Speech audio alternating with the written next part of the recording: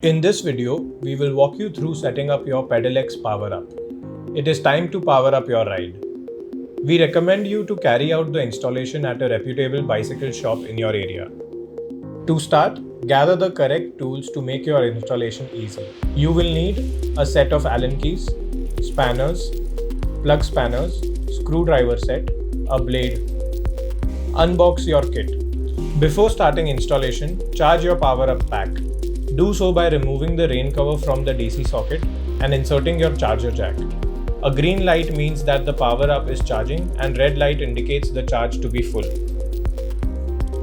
Prepare your bicycle for PowerUp kit installation by removing the rear wheel, along with the tire and disc brakes if any.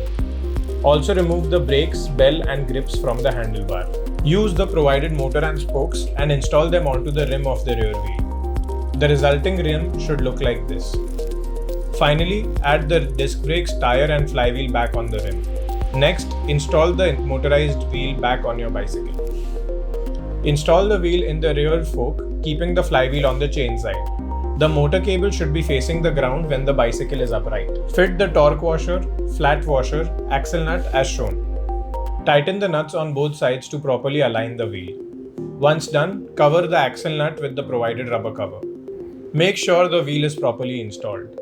Turn your bicycle upright to fit the pedal assist sensor. Start by removing the pedal from the opposite side of the chain. Then insert the pedal assist sensor as shown. A proper installation should make the inner ring of the pedal assist sensor rotate along with the pedal shaft. Reinstall the pedal onto the bicycle. Now let's fit the sensors on the handlebar. Install the electronic brake levers, thumb throttle, bell and grips on the handlebar.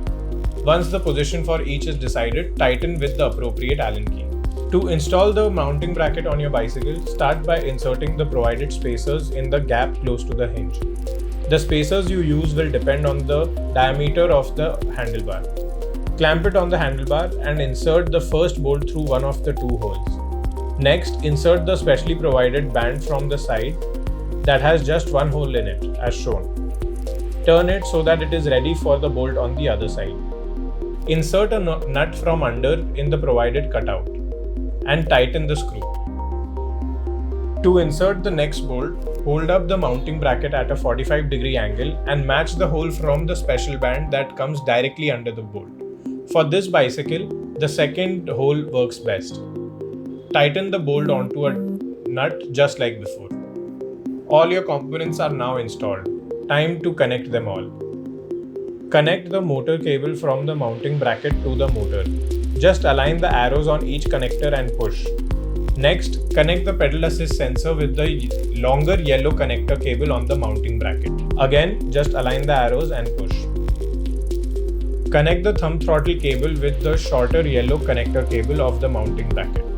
Make the connection from behind the brake cable to ensure a clean look. Connect the two brake sensors to the red connector cables coming from the mounting bracket. Use the provided cable ties to secure the cables against your bicycle frame as shown. We have installed cable ties in these places. The mounting bracket has these electrical connectors that must mate with the PowerUp pack. This can be done by sliding the PowerUp pack onto the mounting bracket along the guides. Give it a slight push to ensure the connections are made securely. Lock the PowerUp pack in place using the keys provided. The PowerUp is now ready to use. Let's go through a successful installation checklist. Turn on your PowerUp pack, lift the rear wheel and check if the throttle is working. Set the pedal assist level to its highest, lift the rear wheel and rotate the pedals to check if the motor starts. Press and hold the down button to check if the walk function of your bicycle is working. To test the cutoff brake levers, apply one brake and the throttle at the same time. The motor should not rotate. Finally, test the headlight by pressing and holding the up button for 3 seconds. For more help, you can reach us on our website and through WhatsApp.